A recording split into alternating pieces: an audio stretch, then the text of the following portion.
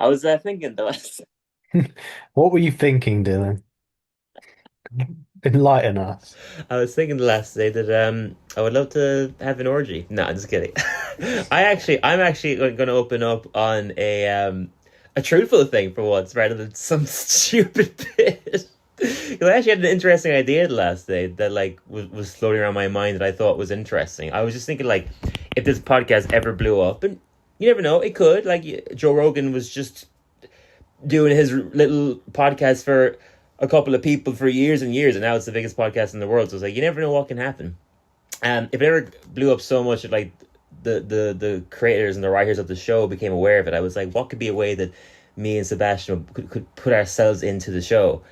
And I was thinking like, I would love to hear my voice coming out of an actual character rather than just some random one-off character or like a Simpsons version of me.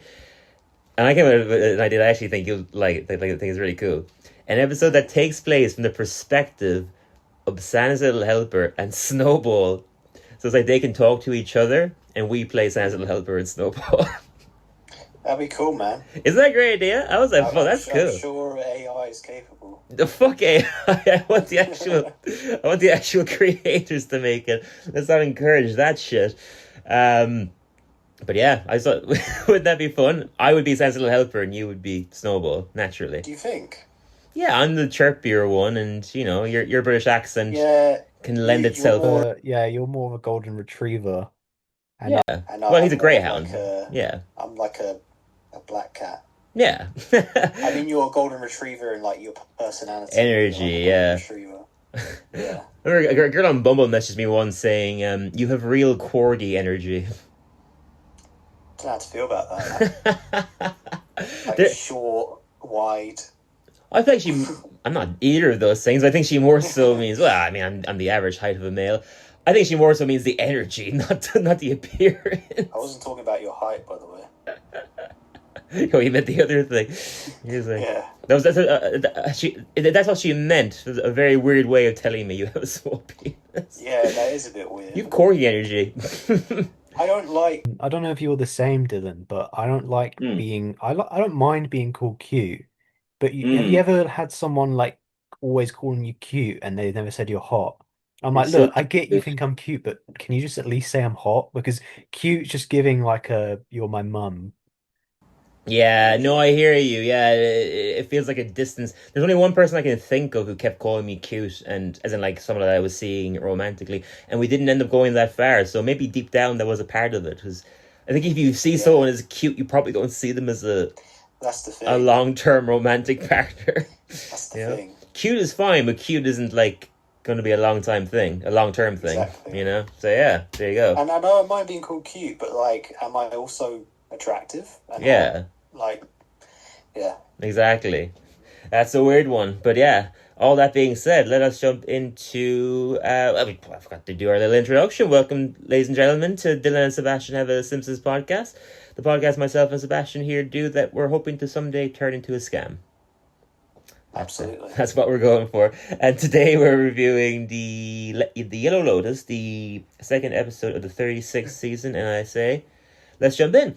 I feel the need to address straight away that this episode is very clearly a parody of the HBO series The White Lotus, and I feel like I don't think you've seen it, have you? Haven't, but I know about it. And through Yeah. watching the episode and doing a bit of research. Oh, okay, You yeah. discovered, yeah. Yeah, I haven't seen it either. Looks like a great show. I feel like there's a little bit we're missing by not having seen the show, but I'm not judging ourselves there.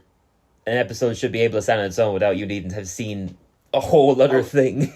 yeah, You know absolutely. what I mean? Yeah, So I guess I'm always like jumping right off the bat with some criticism there, but I'm only saying that early on because there could be some people that might like this episode more because they've seen the show and they have better context. We don't have that context, but we shouldn't have to. You know what I mean?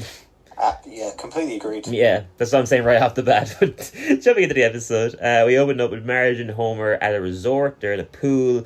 They're cuddling up and getting romantic, and Homer says that he loves when Marge touches his butt with her cold, dead hands, and he realizes it's not Marge, it's a floating dead corpse.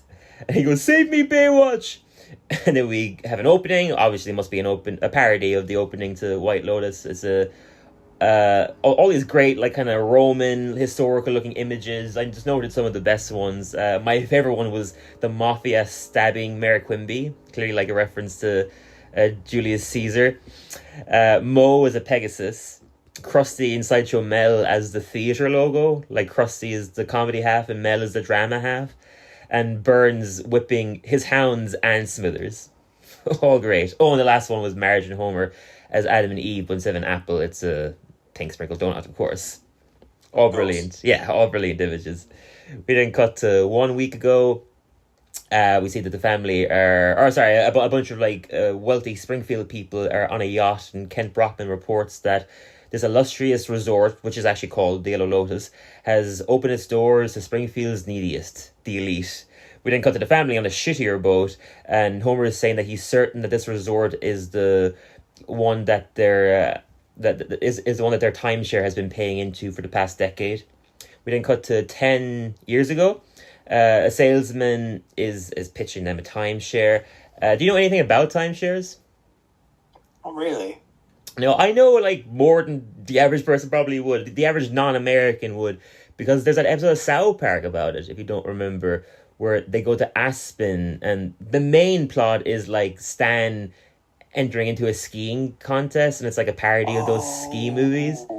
I do. Yeah, but the subplot is the parents getting stuck in a timeshare meeting, and they can't leave. Yeah. So I love this episode because I remember brilliant. when they do the Hitler tash with Cartman shit on them. Yes. Buttons, and he just so good, yeah, and the pizza, French fry, and Stan Darsh. So much classic bits in that episode.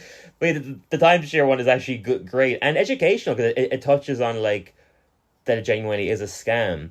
And I remember going to Florida when I was only 15 years old, and we were in Universal Studios, and these people went up to my mom, my stepdad, asking if they'd like to have a free breakfast tomorrow. And my stepdad and my mom, none the wiser, were like, free breakfast? Yeah, sure, sounds great. And they mentioned timeshare, and the moment they said that, I went, get away. Because I knew from the South Park episode. That's mad. It's pretty cool, right? Taught us many things. It does. Yeah, many things, absolutely. I learned what scissoring was from South Park. Scissoring timbers. At the age of 11. So 100%. You know, I genuinely feel like I learned something, and like potentially got my parents, my mom, my stepdad, out of a scam, because it does apparently work the way that it does in that South Park episode, where they find legal loopholes to threaten you, like to not leave until you sign something, basically. You know, signing your life away, like. So yeah, you learn something from South Park. But yeah, The Simpsons touches on it in this episode. Your unborn children will inherit your points and your fees. It's a steal for me. Woohoo! Why, you? Yeah, quick question. Is he mooning me? The baby's behind speaks for us all when it says we should leave now. And then Bart starts mooning him, which is very disturbing animation, but it was also fun and inventive. And then again, yeah, the whole legal loophole thing that I mentioned is he says that they break the law and will end up in prison if they don't sign something before they leave. And then Kirk has an allergic reaction to strawberries, and Luann rushes him out saying, "Oh, we have to go to the hospital." And he goes to outside the meeting room, and he like uses an EpiPen, and he's like, another free breakfast, and all I had to do was risk death. And the salesman says that just because they can't afford something doesn't mean they shouldn't buy it. And he convinces Homer that feeling rich is more important than being rich. But Homer refuses to sign any contract, and he goes, "You'll get a free boombox." Done. It's so stupid. He signs away his life just for a free boombox, which you could easily buy for cheap. A free fucking radio. We then cut to present day, back to the resort. Burns enters the resort, introducing Lindsay Naegle to his hounds. He says that they need to be pampered, pedicured, and anally expressed twice a day. He goes, "Relax the hounds." Great little gag. And Luann checks the family out of their hotel room because they're the time that they earned from the points they'd been saving over 10 years was only for 20 minutes at the resort. Then Hibbert and Dr. Hibbert and Linda Hibbert take over their room, and Hibbert says they requested no minibar because Linda has gone a whole year without a drink. And Linda tells her that Hibbert gets his nurse to finish her operation so that he can play golf. We then cut to her in the bathroom. She takes out a bag of pills. She's like, I'm so glad I married a doctor. We then cut to Tasha entering the resort. So again, yeah, something that I know because I'm aware of the show. This character is a parody of Jennifer Coolidge's character in the show. Jennifer Coolidge, that people would know best for playing Stifler's mom in American Pie. You know, she's a very specific voice, very flirty lady. But it's not actually Jennifer Coolidge playing her character in this episode. It's actually Chloe Fineman, who is a fantastic cast member on Saturday Night Live. She's played Jennifer Coolidge in several sketches, and like it's known that she like does a fantastic impression of her. So that's her doing an impression of her again. Makes sense. Yeah, brilliant. Probably didn't have to pay her as much. That's her doing an impression of Jennifer Coolidge as his part, basically. Shauna welcomes her to the Yellow Lotus, saying, "Oh, welcome to Yellow Lotus. I'm Shauna. You're Tasha." And she's like, "Yeah, I know who I am. It hurts when I smile. Can you help?" Great weird lines like that throughout the episode, and that kind of like is Jennifer Coolidge's sense of humor, is like this kind of weird deadpan droll delivery. So I thought Chloe Fineman did that really well. She says she loves all the beautiful bodies in this resort, especially the dead ones. And then the family find out that she reserved a room for herself, her husband, and her luggage. So the family sneaks into the room where she left her luggage. Probably my favorite bit of the whole episode, because it's a stupid dialogue, is they go to the hotel room and Bart gets in with a key.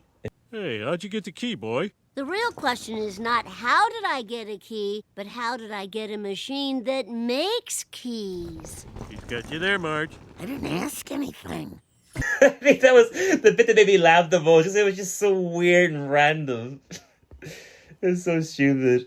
Then Homer sees that the bathroom mirror has a TV, and again a great quote. He goes, "It's always been my dream to watch me watching TV." So good. They didn't find out that Tash's husband is Sideshow Bob. They hear him over the phone saying that she won't know anything until he has his hands wrapped around her neck. So immediately it's clear to us that he's plotting to murder her. And Marge says that they must warn her. And Homer's like, "Oh, but we're on a vacation, and Bob's only an attempted murderer." And Bob comes in and assures them that he is not after her money, as he has his own wealth from inventing a rake with a collapsible handle. He's like, "Oh, no more head bunks." And he puts the handle down and steps on it to show that it works, but ends up hitting him in the balls. Very fun little gag. And I had to say I was so happy to have Sideshow Bob back, because... Absolutely. Yeah, because with the exception of the Treehouse of Horror that we reviewed last season, that had like the 7 Silence of the Lambs parody, there hasn't been a normal Sideshow Bob episode, like one is like in the regular Simpsons timeline, since you and me started doing the show together. So yeah. It was super cool to see him in it. It wasn't the greatest utilization of him, to be honest, but I'm always just happy to hear Kelsey Grammer. Yeah, and like it's not, I didn't really like exactly have high expectations, not in like a rude way, but like I think just him being there was enough.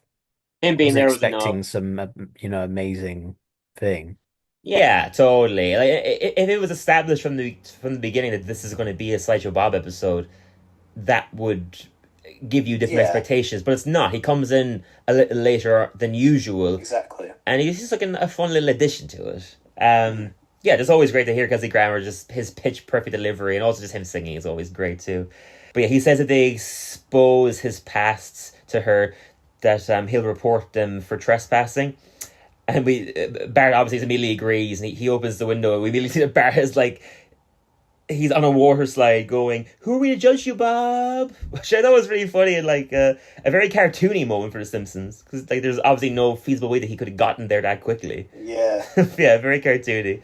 And Homer agrees, but he says, "If your wife turns up dead, even once, we're calling the cops."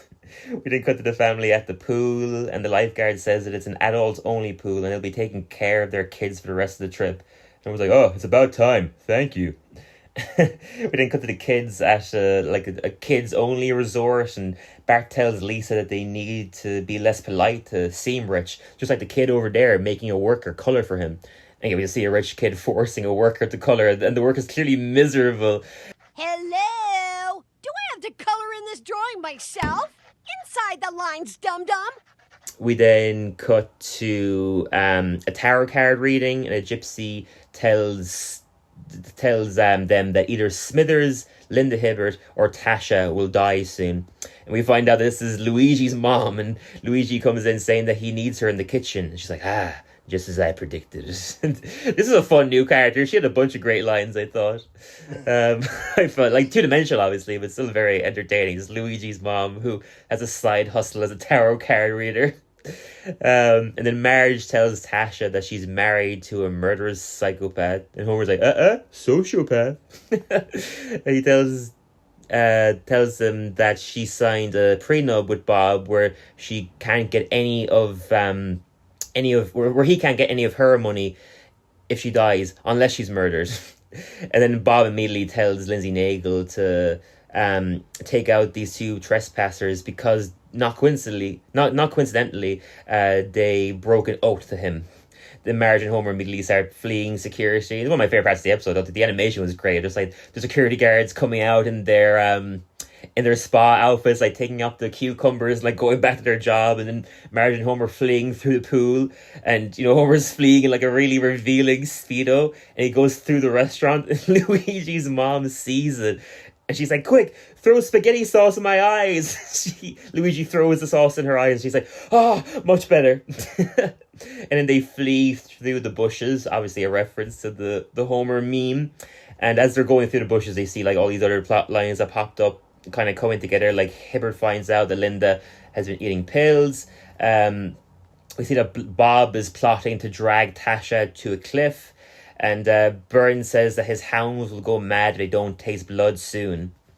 We then cut to Marge and Homer finding and encountering the timeshare salesman, the guy who sold them the timeshare 10 years ago. I forgot to mention earlier as well is that Hank's area is always just like pitch perfect as these like sleazy businessmen. Just like just like the real like asshole way he talks like this. He's so cocky and everything that he said. Like he does that part so well. He recognizes them after they show him a photo of Bart mooning. He's like, "Oh, I'll never forget that." But and then Marge breaks his pen. He's like, "Hey, I need that for evil." And then Marge tells all the resort attendees that they may not be wealthy, but at least they have the ability to enjoy their vacation without plotting to kill their loved ones. Marge starts taking in the view as the security takes them away, and as they wait for the ferry to take the whole family back to Springfield, they go for one last swim. And we then cut to a hot air balloon. Hibbert has taken Linda on a hot air balloon, and says that they won't leave until she gives up her pill addiction, and also when he figures how to land them. He doesn't know how to work the hot air balloon, and he throws her pills into the ocean, and an otter starts eating them all. And we then cut to the hounds. They start they find Sideshow Mel and take his bones off him, and we see that he has a ton of like loose bones that he has for spares, and they take all those bones. That's like their way of getting the blood that they needed, but that didn't quite make sense because is there blood in bones? No. Yeah, I didn't think so. Yeah, It's just marrow. Yeah, so doesn't quite wrap up that plot point that they took his bones. But Burns said they needed blood. That was just a weird. You could have fixed that just by saying they needed. Yeah, you could have fixed that just by saying they needed something.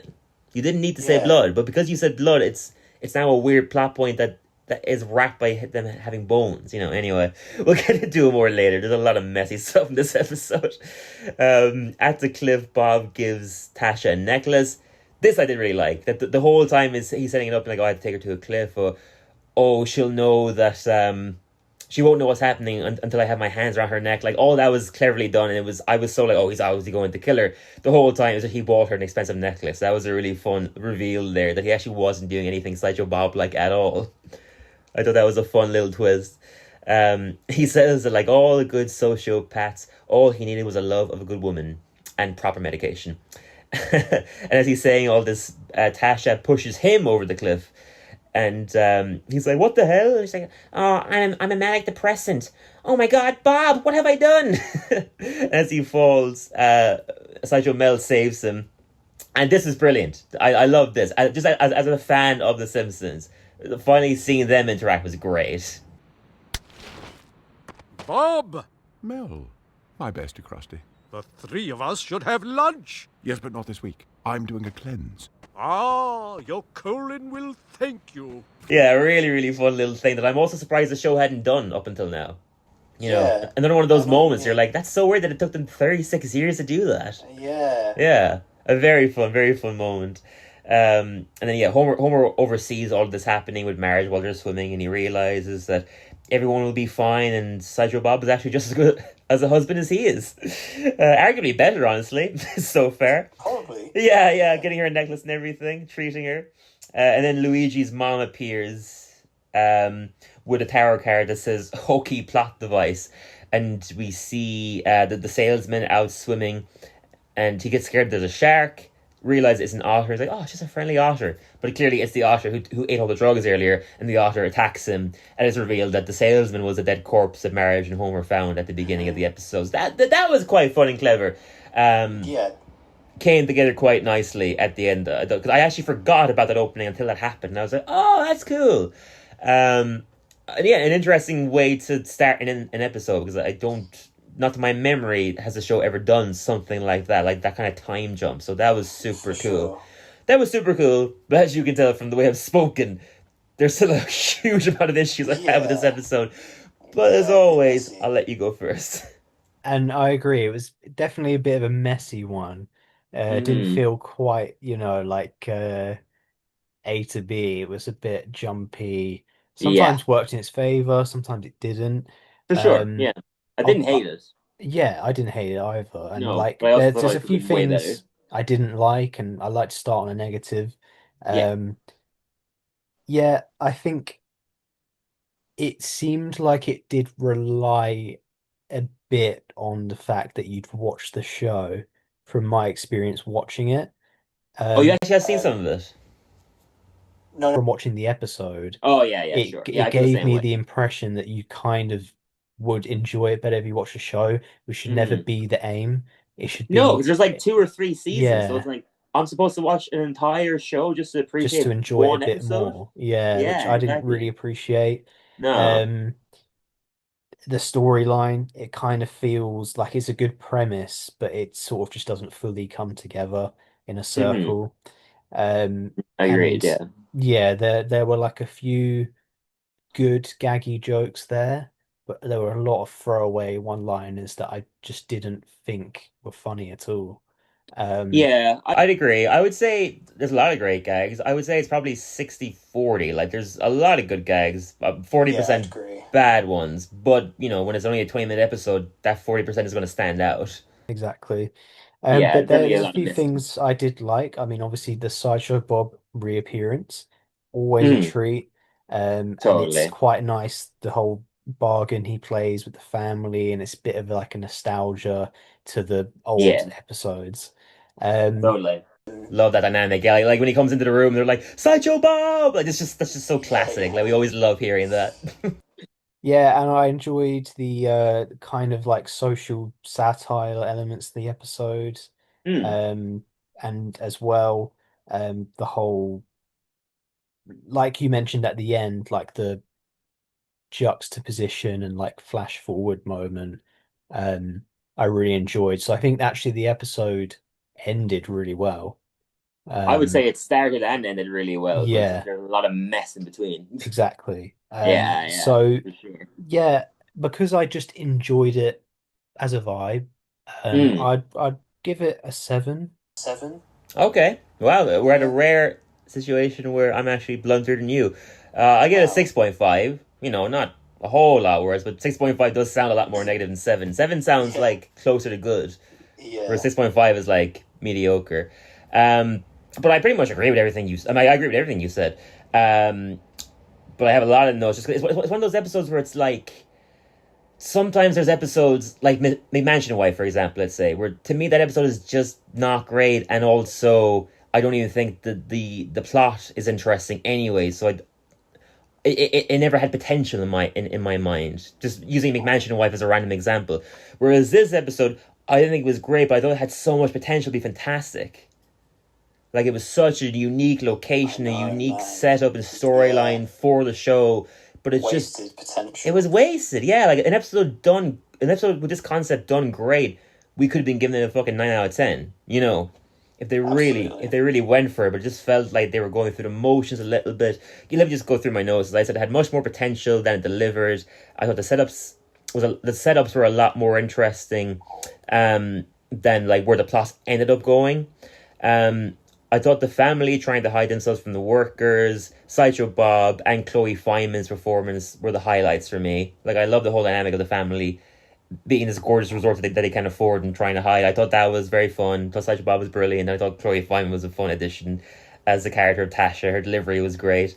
I thought there was too much going on for anything to get done satisfyingly in 20 minutes. You know what I mean? Agreed. Like, they set up the family, the stuff with Dr. Hibbert, the stuff with Sideshow Bob, the stuff with Mr. Burns, and I guess even the stuff with the salesman is also kind of its own little side plot. There's way too much going on and nothing was given enough time. Because, you know what I mean? Whereas if they took away 3 of those things, it could have been a great episode, you know? Yeah. And they could have taken away any of them in favor of something else. I thought all of them were interesting. I would love to have seen more of Mr. Burns dealing with the hounds. I would love to have seen more of Linda and Dr. Hibbert's relationship. But all that squeezed into one episode just doesn't make a cohesive episode. You could have done different episodes where you deal with these plot points in a different way. Like, I'm not saying 3 different episodes where you go to this resort, but there could be a different episode focusing on Burns and the hounds, you know what I mean? But instead we get a version where we only see for like 2 minutes at best. Like, it goes nowhere, and the conclusion is that they eat the bones. You know what I mean? Like, yeah. It's just, it's because there's so much happening, nothing is happening almost. You know, because nothing's given enough time for it to be interesting. What else did I say? On a more positive note, I thought the music and the animation were fantastic and a very interesting change of pace for the show. Like, the opening was great, the chase sequence was brilliant. Like, the way the episode looks is fantastic. Like, there's no judging that. The script wasn't perfect. I said it was fun but forgettable. I think it's kind of what you implied as well. Like, it was a vibe. I agree it was a vibe and it was a fun episode, but like, it's not one I'll be turning. I'm taking away the most from an episode as well, is that it was a vibe. It kind of says a lot. Yeah, and my final note was just that it felt like a first draft, which is probably not true, but you know what I mean, because there was just so much concepts that rushed. It didn't end up going anywhere. It felt rushed. It would be a very forgettable episode, I think. Totally, which, as I said, unfortunately, it could have been great, but it doesn't utilize any of its interesting concepts enough. And you're just making me think of something there about like how you felt like you had to watch the show, which I feel like is true. But the Simpsons in the past have been the kings of doing parodies of stuff without it having to matter. Like, I know. An example that comes into my head immediately is the Shining Trials of Horror. I saw that years before I saw the movie, and I love that segment. You know what I mean? And you can appreciate it even more when you see the movie and get the references. But you can totally love that segment without ever having seen the film. You know, so the show. Such a good point. Yeah, the show definitely has done it well many times. I think Trials of Horror probably being the best example because they're long parodies, but most of them you don't need the context of the actual movie at all. But it just didn't feel like the case with this. Like, I could be wrong, but the whole time I felt like I was missing something. Or like there was like an inside joke that I wasn't a part of because I haven't seen the show. You know? Yeah. Completely. Yeah, so my main takeaway, absolutely did not hate it, but just could have been so much better. Yeah. Yeah. Sweet, yeah. That wraps that up. All right. Are we good to jump into the news then? Let's do it. Quite a bit of news, actually, since last time we recorded. Comic-Con happened, so obviously always the place where the majority of like the big announcements for the next season will happen, so always look forward to that.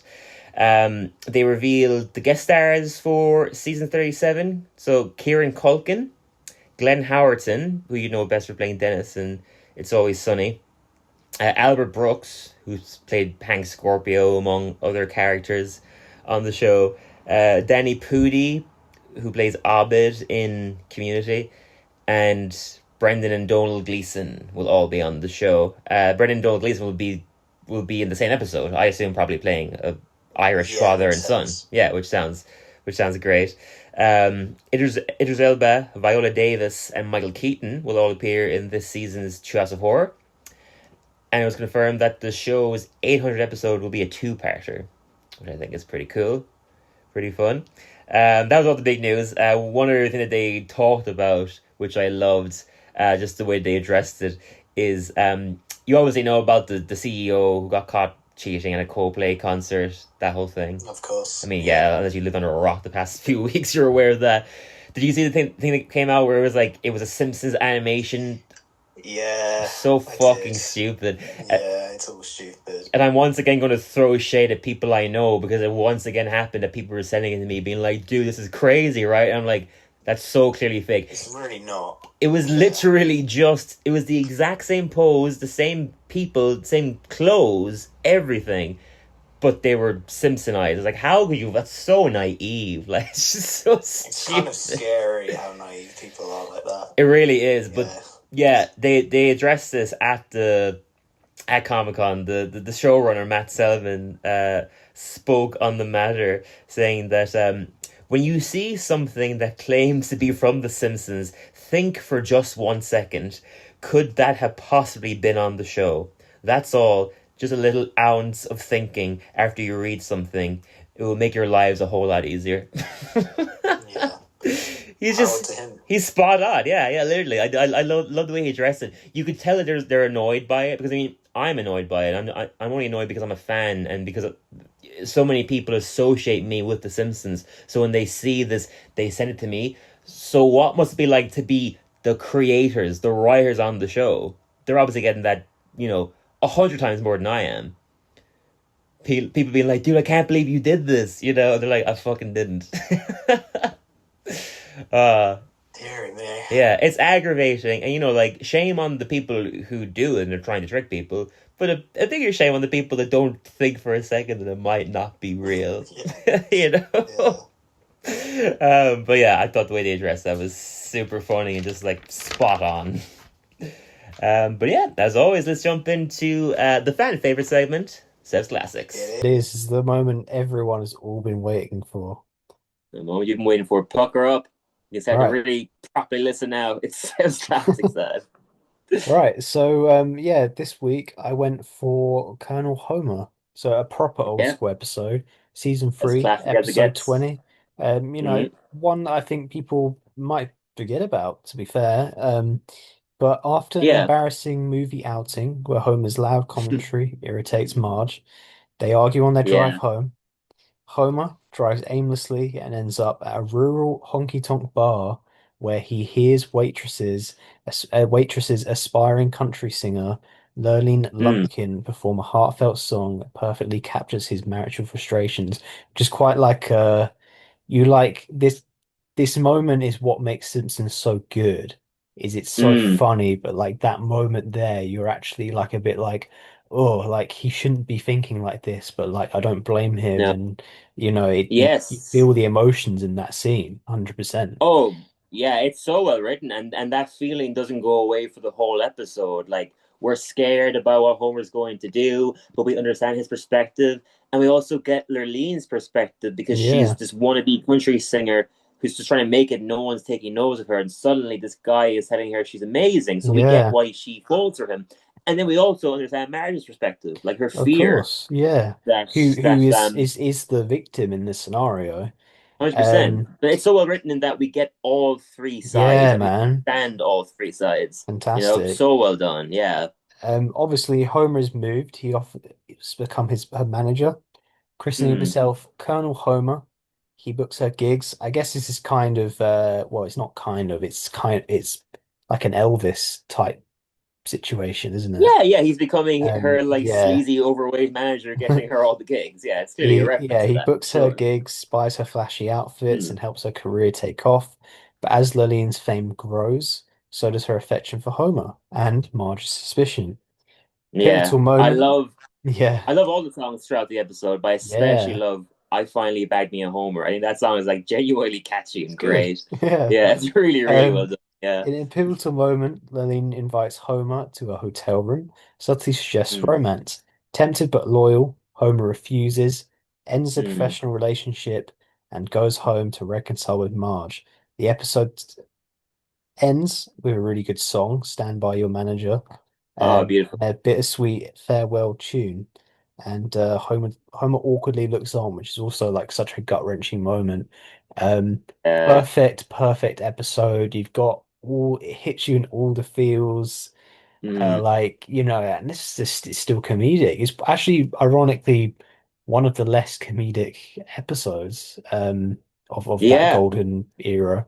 Yeah, certainly of the third Yeah. season, I would say. I mean, there's still plenty of funny bits, but it's a real character building episode. It's well written. It's one of those episodes that I've spoken about before. Like, The Simpsons is so broad and like the many genres it goes into that when it does it well, like it does in this episode, like the more dramatic stuff, you don't mind that there's lots of long periods where there's no joke because you're just invested. You really don't. Yeah, because you're just Yeah. invested in the characters and the conflict. Yeah, it's so well done. Yeah, you're so right. Bunk With Me Tonight is a beautiful song, and that moment is like heartbreaking and tense and awkward. Like, because again, we get why he would want to because he's felt neglected by Marge, and we get where Lurleen is coming from. We don't want it to happen. And then that heartbreaking moment at the end where, like, I love that they went for it and she actually kissed him. I love that they didn't hold back there. Oh, yeah. That was Yeah, and there's even that crazy. moment of temptation when he says, like, would you have gone all the way? And she says, oh, yeah. And he's like, oh, and then he leaves. Yeah. That moment of temptation is great. And, like, yeah, that moment at the very end is beautiful of her singing Stand By Your Manager. She's just telling the whole story as it is through the song. Like, I kissed him, but Homer ran. I hope the marriage knows how lucky she is. And she says, I do. And that's so sweet. And I also just love that, like, through the song, Marge finds out exactly what happens. That's great because it wouldn't have felt fair and it wouldn't have felt properly earned if she didn't find out exactly what had happened. So the fact that she does find that out at the end, but still wants to be with him, is really beautiful. It is Um, beautiful, man. Yeah, really yeah, beautiful. I super well really done. love this episode, man. Mm, Revisiting it, it's actually fantastic. I have to give it a 9 out of 10. brilliant. Yeah, I would completely agree. 9 out of 10. I wouldn't be my favorite episode of the third season, but it'd be high up there. It'd be at least top five. And credit where credit is due. It's the only episode of the entire show that Matt Groening is credited as writing on his own. Like Wow.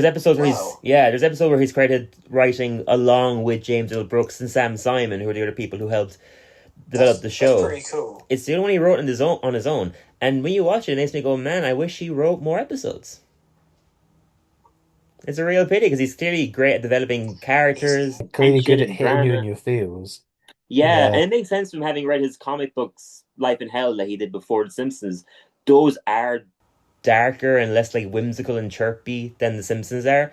So it makes sense to this episode that it's quite dramatic and, like we said, like has a bunch of moments, like long moments where there's no joke.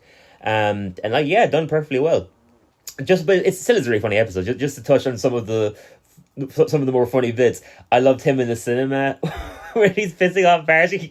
He won't stop talking, and he's like, "Who's that guy? What did he just say? What did that guy say when I said what he just say?" He just keeps talking, and he's like, "Oh, that submarine is so fake. Oh, an octopus." That bit is hilarious, and I related to it too. We've all had experience. We watch a movie with somebody, and they just won't shut up. But then they start judging the movie, and it's like, you hadn't even watched it.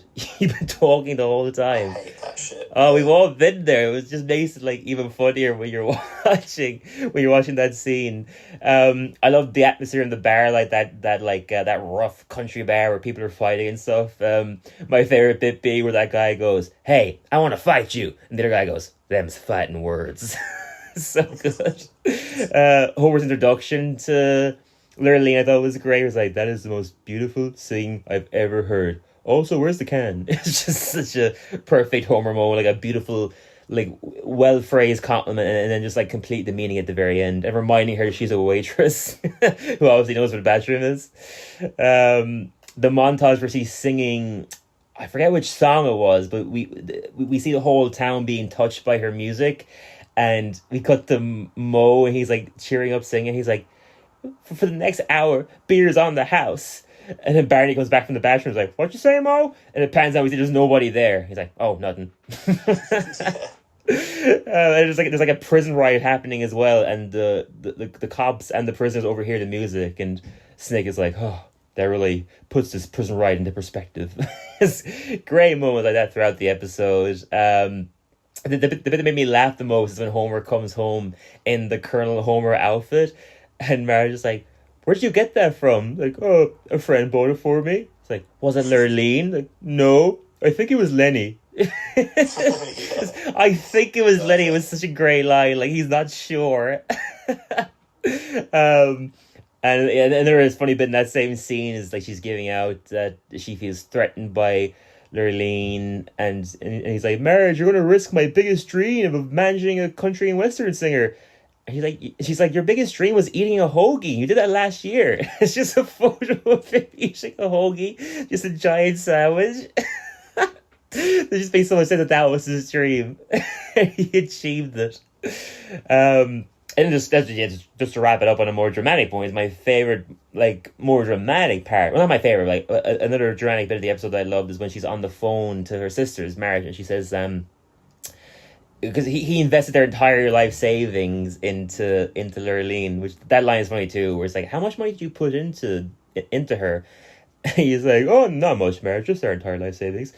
And she's on the phone to the sisters being like, if she fails, we're broke. If she succeeds, I lose my husband. That was just a really powerful line. Yeah, that was clever. Clever. So clever. It just raises the stakes. Like, you understand the stakes completely when she says that. And just beautifully delivered by Julie Kavner as well.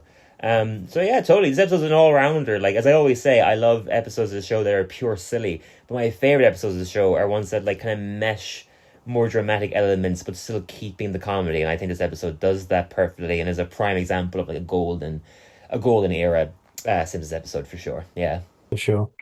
sweet. Yeah. So moving on over to 10 questions, right? Yeah. Everyone's Let's do it, second baby. favorite. Everyone's second favorite. Yeah, I love it. Always look forward to it. All right. So yeah, 10 questions. Dylan has Indeed. the opportunity to ask 10 questions to finally, on his 11th go, try and have a guess at which character from The Simpsons I'm thinking of. He can guess in between if he feels really confident, but it counts as a question. Let's go. Indeed. Let's go. As always, just in case, I will ask: is it a member of the family? It is not.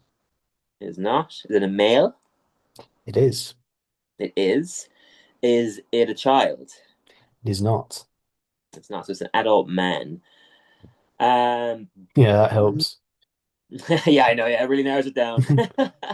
The majority of the show. It's an adult man. So does he live in Springfield? He does. He does. Is he in more than 100 episodes? Is he in a lot of episodes? I would say he probably is in over 100 episodes, but he's not prevalent. Like, he could just be in over 100 episodes, but be in the background somewhere because the whole town is like, Yeah, okay. Is that my fourth question? Yeah. That's my fourth. Yeah, so he's a common Springfielder. Would I associate the character mainly through Homer? No. No. But you wouldn't associate him really with anyone. Really with any family member, okay. This is not really getting close here. Does he work for TV? Nope. No. Is he voiced by one of the main cast members? As in not a celebrity? Yes. Okay, one of the main cast members. Is he an older man, like an elderly man? No. No. You have 2 more questions. I know. So he's more so like an adult, like Homer's age-ish. Fuck. We're not getting close here, am I? Shit. Is he... Is he religious? Good question. I don't know. We don't know. Well, He may have been in church. I don't know, but I don't think so. I'm more assuming like he's not somebody you associate with You the don't church associate him with the church, no, or or anything religion. like that. Yeah, so No, he's not like Reverend Lovejoy or no, no. Who or Ned Flanders. Yeah. I have one question left, and I'm not feeling anywhere near. Oh God. I mean, if the answer to this question is yes, it's not going to help me at all. Just in case. Is he yellow? Yes. Is he a fuck? See, if it was a no, I would have narrowed it down a little bit. Damn it. You don't. I just throw a random character out there. That was the last one, right? It was. I think this is the least I've ever Yeah, been. this literally you're nowhere near. I'm nowhere near. I'm cold. Let me piece together everything you told me. So it's an adult man. He's probably been in more than 100 episodes, but not prevalent. So he's not a super common character, but he's around. He doesn't work for TV. He's not a member of the family. You don't associate him through Homer or any of the family. Not religious. Fuck. Wouldn't it be so sick if I got it? Through a random guess. Oh man. I can't even think. He's not elderly. God. You don't associate him with the family. Oh. No one's even come to mind. I had to say somebody. Throw you Okay. a little something extra. Mm-hmm. I'm going to give you two hints.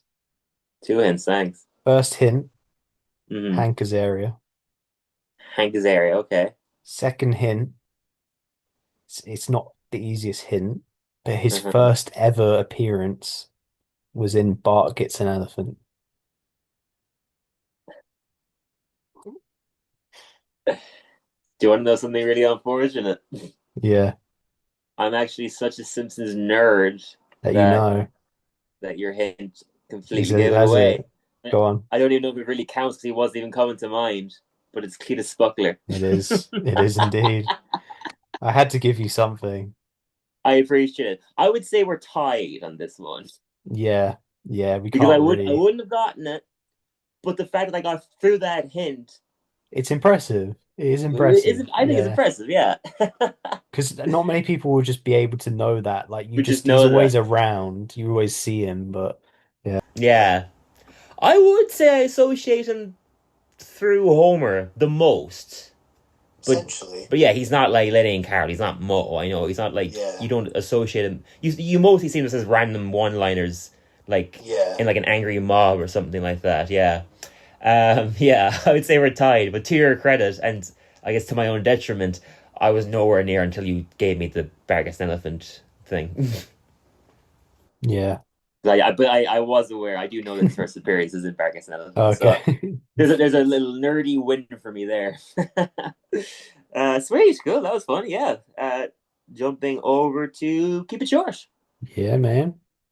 Yes, as always, this is the segment where we cover the not later seasons. That's what the main podcast is, where we covered the Tracy Ullman show shorts. We're slowly getting through all of them. This is the 20th one overall, titled "Gone Fishing." Thought it was fun. Had like some fun animation going on there, but weirdly, it seems like the characters devolved, especially Homer. I know what you mean. Yeah. Because we were saying how like he's getting like a little bit sillier now and like getting a bit more closer to the lovable Homer that we know now. Whereas in this one, he's the asshole father. Yeah. It's like they've gone back to square one. A little bit, yeah, really strange. Is Bart and Homer go fishing? Bart's struggling to get the boat out, and Homer doesn't help him at all, which already being a shit dad, forcing his 10-year-old child to set the boat up on his own, and he immediately starts to float adrift, and Homer goes swimming for him, and as he gets there, he's super angry for no reason. Just absolutely enraged. Like he's going to beat him up. Really creepy animation as well. And then we got to them like on the boat, they're enjoying the fishing, and then obviously always have to do the impression is to go, let's get a bologna sandwich, boy. Then Bart realizes that he forgot the bologna.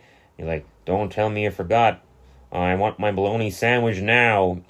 He's so threatening. Like, if he doesn't have the sandwich, it sounds like he's going to genuinely beat the shit out of him. And then Bart just grabs 2 slices of bread and puts the bait into it, like the worms, and he just eats it and doesn't notice at all. He's like, good. We then cut to them getting stuck in a swarm of rocks, and the way that Homer reacts to it is kind of funny, classic Homer. He's like, just keep calm, we'll zip right through it. Oh no! That was enjoyable, and they get through it, and Bart's like, whoa, that was mildly enjoyable, sir.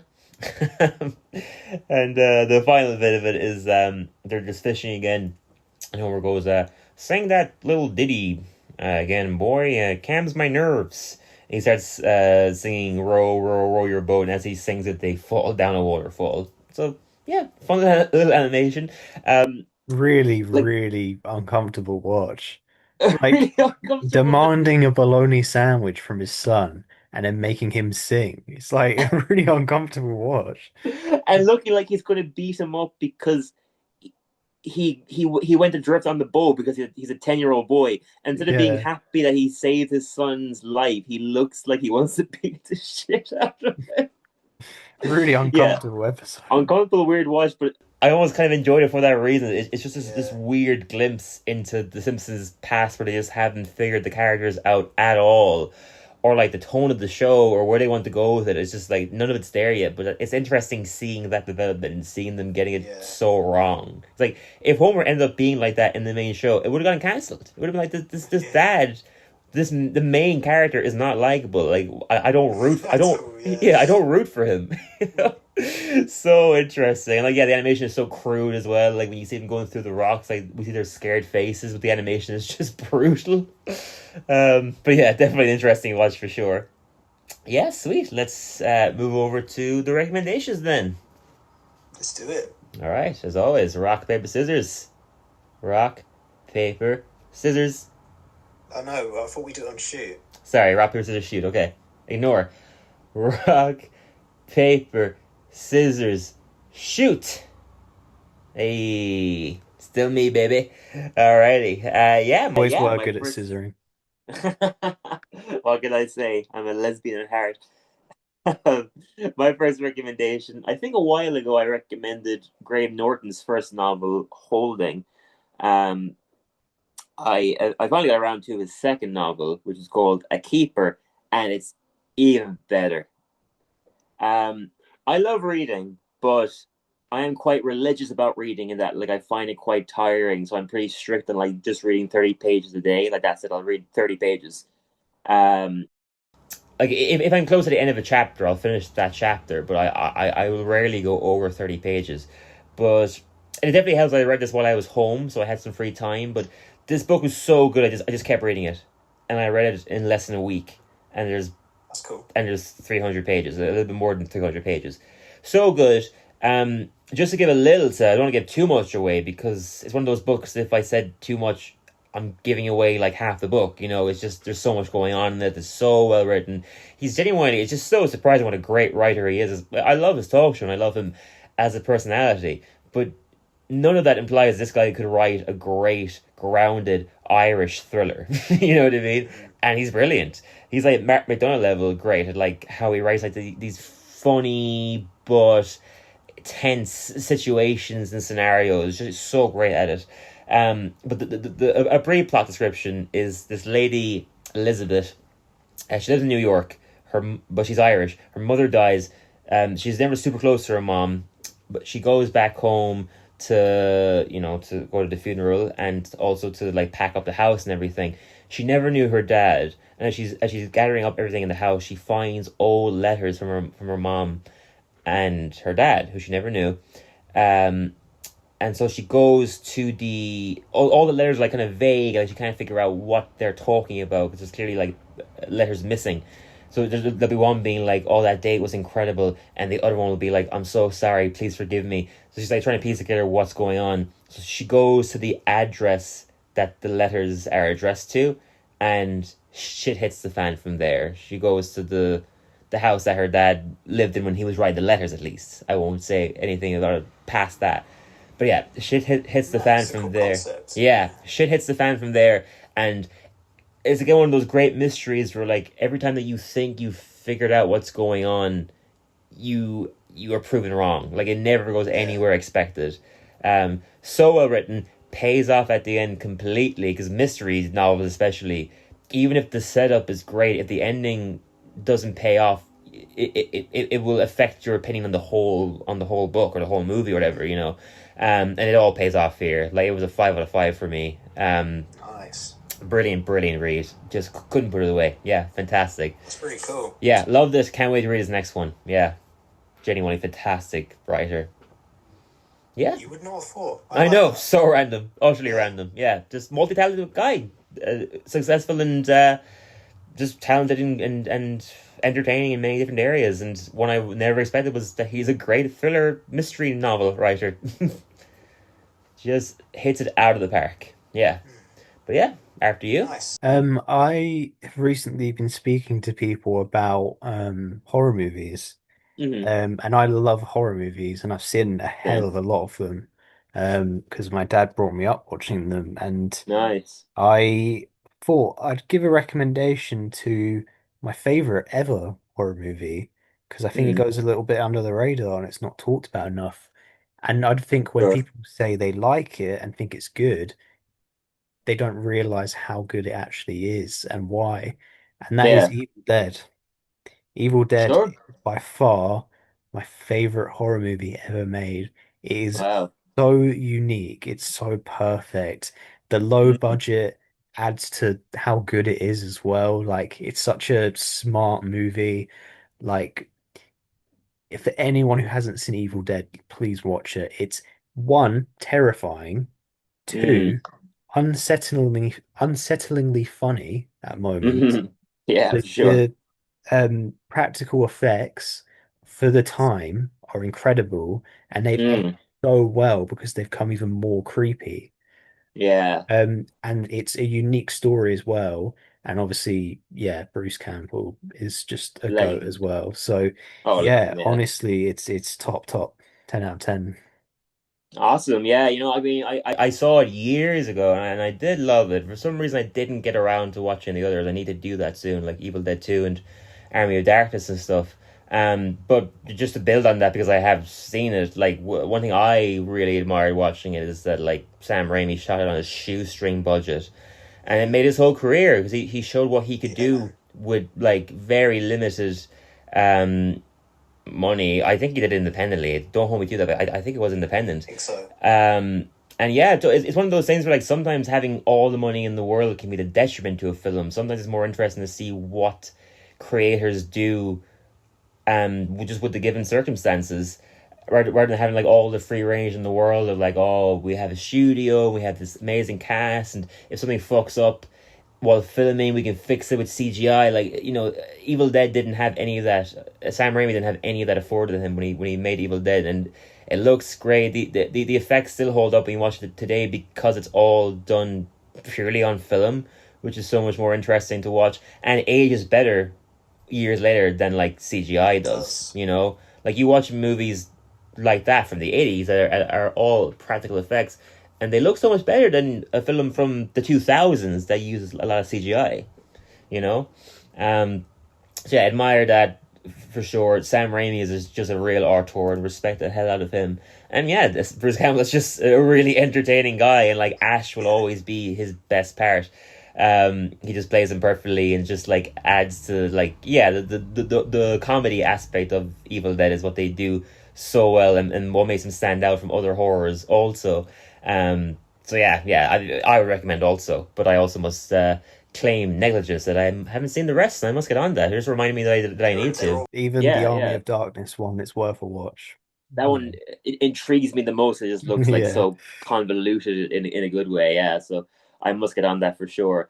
I wasn't going to recommend this. I was thinking about it. I'm gonna because I usually stick to two. I was going to recommend a horror as well. I decided against it, but since you're talking about a horror, I'm going to recommend a horror also. Is I saw Bring Her Back last week, which is made by these two Australian horror directors who I can't remember the names of, but they made a film called Talk to Me a few years ago, which is also fantastic. I actually prefer Talk to Me, but Bring Her Back is still a really great, like, second album, I guess you can call it. Like, they had so much success from Talk to Me that, like, a lot of pressure of, like, what's their next tour going to be. Bring Her Back is great. It's a lot more grounded in Talk to Me. The basic concept is these two younger, well, no, they're older teenagers, I guess. They're like 16, 17. Their dad dies, but they're too young to live on their own, so they go into, like, a foster care home by a lady played by Sally Hawkins. Do you know her? She's the lead in The Shape of Water. She's the mom in Paddington. You know her, yeah? Yeah. Brilliant actress, but this is her best performance, I think.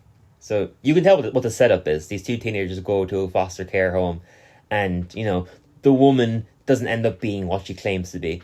Sounds like a boring setup, like a predictable horror setup, but these guys take it in a different, unique direction, and her performance is unbelievable in it. And it was really interesting to watch a horror, especially nowadays when, like, horrors they're a bit more mainstream and they're given bigger budgets, and therefore the horror ends up being more about the monsters or the gore or whatever. The horror of this all revolved around Sally Hawkins' performance, and she's fantastic, and she sells it completely. Highly recommended. I recommend Talk to Me as well. Those two guys are on the up and up, and so far 2 of their films have been absolute bangers, and, like, great horrors in a unique way. Like, they're scary, but they're not like any other horror, They're making they're making unique movies. So respect the hell out of that. I still have one more recommendation, but since I've given one already, do you want to do? Do you have a second one? I have another one. Oh, okay, apologies. I'm taking it over this week, I guess. You just put horror in my brain. I just felt the need to recommend a genuinely great horror. But my second recommendation was going to be a fantastic, just basic but really enjoyable TV show I watched on Apple TV called Stick. Have you heard of it? No, it only came out in June. Just 10 episodes. It's a golf comedy. Owen Wilson plays, like, a guy who was once a golf prodigy. Now he just works for a golf range, and he discovers a young guy who is just an unbelievable golfer. So he risks everything, puts all of his money, Owen Wilson does, into taking this guy on tour across America to show, like, pro golfers and the pro golfing, like, setups that they have in America, to show them what this kid is made of, basically. It's really fun. It's really sweet. Owen Wilson is just such a likable guy. He is. Yeah, just his charisma and his charm and his likable energy just, like, keeps the show afloat throughout all 10 episodes. Like, his relationship with this young guy, and, like, the fate and the risk that he takes on him, and the way their relationship develops is so sweet and just well done. It's just like a wholesome, nice comedy drama. Like, there's more dramatic elements in there as well. It's just really well done. It feels like a classic, like, old school Owen Wilson comedy that you would have seen, like, 10 years ago. But it has the added advantage of being 10 episodes long, so you have more time to get to know these characters better, and it pays off as a result. Like, they take advantage of it doesn't ever feel like they're wasting time, or there's pacing for the sake of trying to fill 10 episodes. It all gets utilized well, and by the end of it, he goes on tour with this young guy, as well as that guy's girlfriend, that guy's mom, and Owen Wilson's old partner from his pro golfing days, who is also brilliantly played by Mark Maron, the podcaster and comedian who I love, and he's also fantastic in it. There's the relationship with those 5 characters, and the way it develops is so beautiful. And, like, by the end of it, they all have these individual relationships with each other. It's just so well done.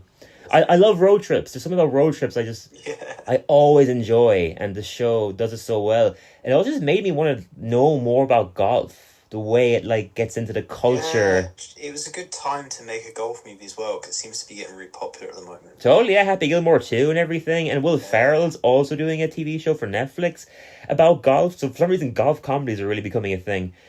And after watching that show, I can kind of see why, because there's just something... They're a great environment to make comedy, because there's, like... The stakes are very low. It's a fun sport, and the people take it very seriously, but, like, it's not very complicated. So it can lead to fun scenarios without having to focus too hard on the True. sport, because everyone has Yeah. a basic understanding of what golf is. Yeah, thought that show was great. I was happy to find out that Apple renewed it for a second season, so I can't wait to see more of it. Just wonderful, wholesome, Sounds good great. comedy drama. Yeah, highly recommend. It's just great to see Owen Wilson in that kind of classic Owen Wilson part again. He's great. Pretty good. Yeah, as always, let's wrap it up with the questions. Let's do it.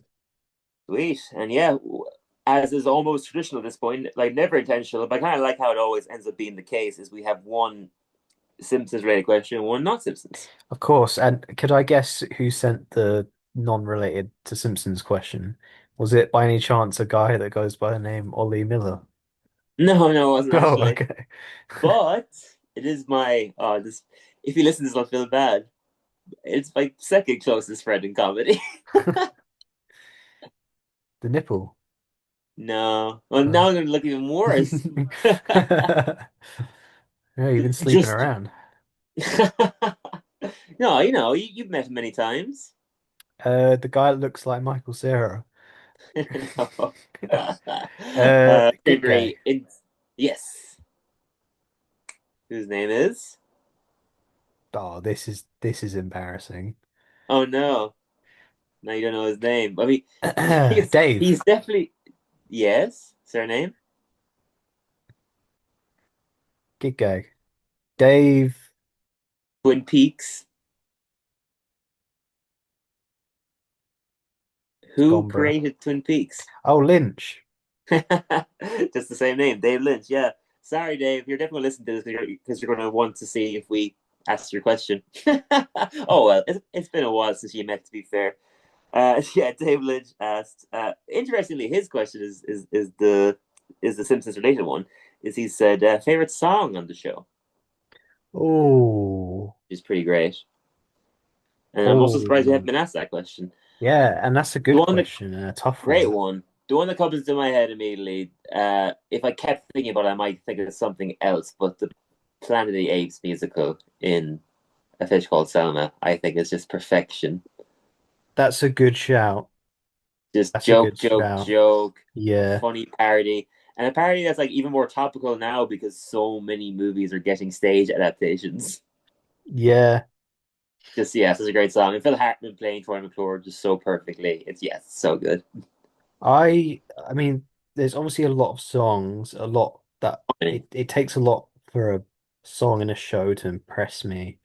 Yeah, sure. Potentially, we put The Spring in Springfield. Oh, so good. Yeah, that's up That's there. like upbeat, fits the vibe of the episode, funny. Ensemble, which I love. Yeah. Like so many different characters are involved in that song, which is great. Yeah. Another great example of that is the Monorail song. I was going to mention that as well. Yeah, so great. But I think in a close second for me, like I would still put Planet of the Apes first, but close second, I would say See My Vest. You know that one, the Mr. Burns one, where he's singing about wanting to turn puppies into... yeah. Okay. See my vest, see The my great vest, made from real gorilla chest. Yeah. See this noodle, what was my poodle? Oh, just so brilliant. Yeah, classic Mr. Burns, just being the most horrible person possible in a way that we love. Just wanting to turn animals into clothing for himself. Yeah, those are ones that come to mind. Trying to think. I mean, just to say, because if we're talking songs, like obviously, like the theme song is iconic and brilliant. We can't not give that credit. I think is there any other like kind of random one that I think is great? There's an episode from season 15 called "The President Wore Pearls," and that whole episode is a parody of Evita, and it's like about Lisa running for school president, and it's a parody of songs from Evita.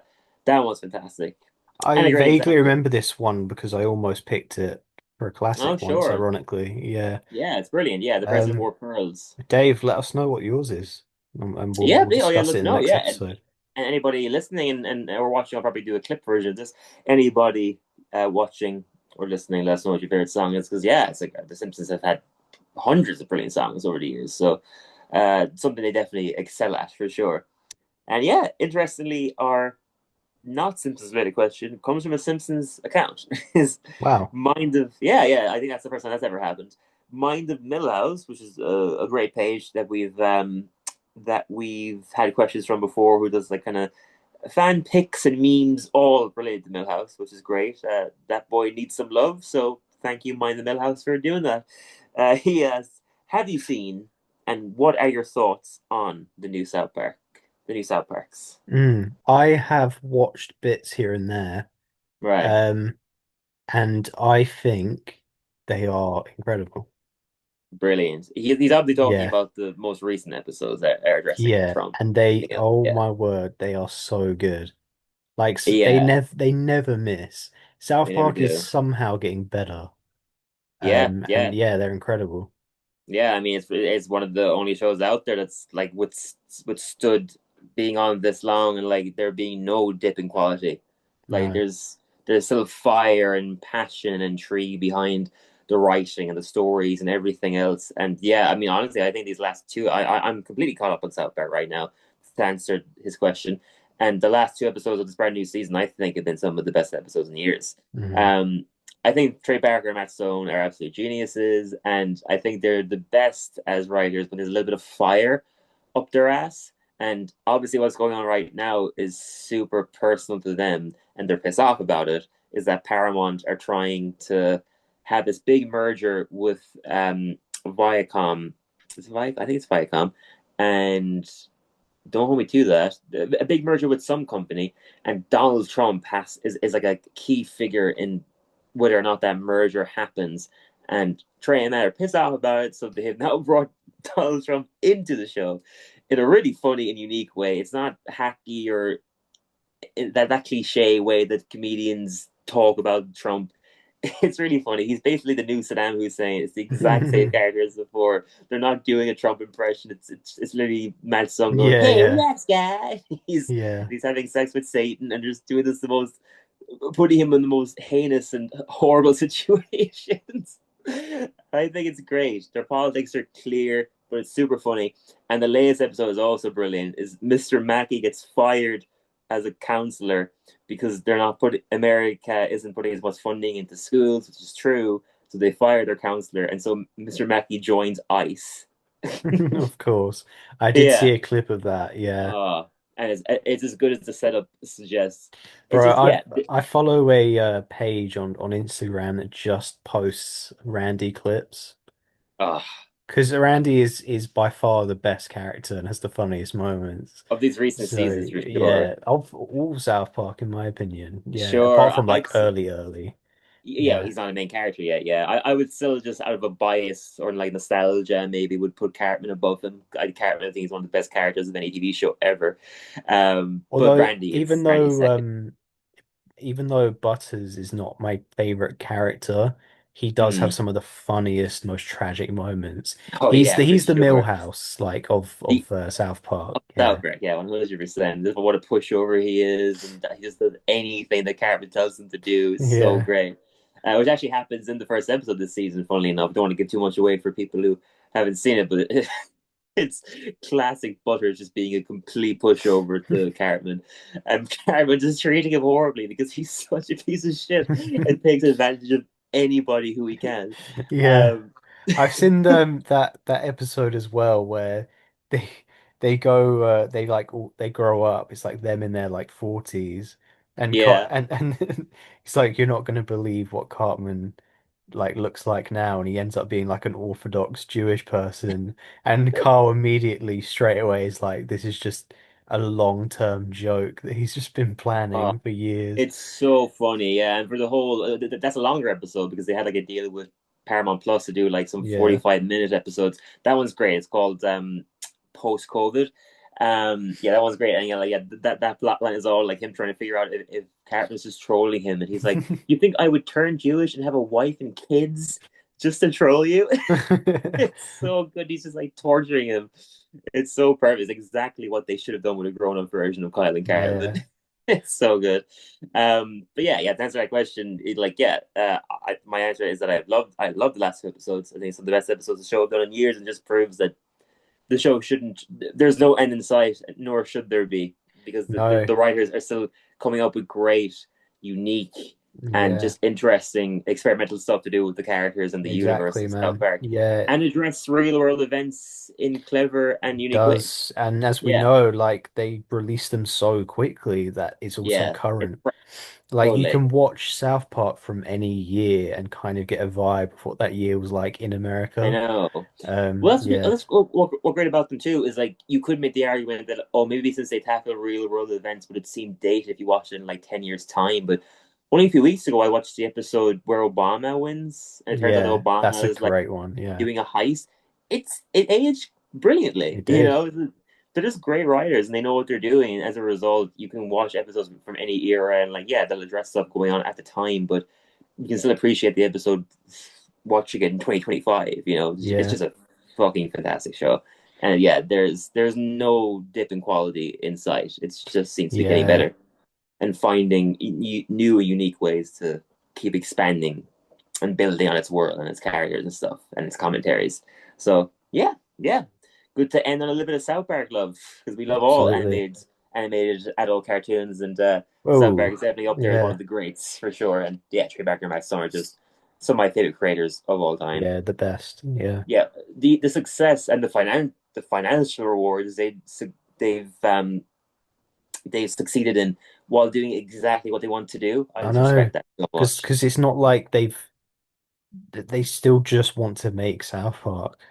So Yeah, yeah, yeah, exactly. The love is still clearly there. It just happens to be that the world loves it also, and Comedy Central and Paramount are thankfully happy to keep putting money into it, even though it's a huge risk to them sometimes, and is always going so close no, to but the line. that's the thing with South Park though, is they will always get away with everything because they will take the piss out of everything, and everyone Exactly. knows Yeah. how unserious it is. That's why it gets away It's with it. Yeah, yeah, it's not like it's biased. It makes fun of everything and everybody, 100%, including themselves. The way to do yeah, that also.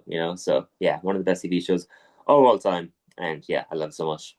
Sweet, yeah, and I also love The Simpsons, and I love you, Sebastian. yeah. Love you too, bro. Yeah, and it's a nice little sweet way to wrap it up, And ladies we and love you, gentlemen. all of Please, you at home. we love you all at home in intense ways that I'll tell you about off camera. It's Of a course. bit, Yeah, a yeah, bit yeah. inappropriate for a Absolutely. podcast. But yeah, guys, thank you as always for listening or for watching, and we'll be back very soon with more episodes. So stick around. Good See luck. you later.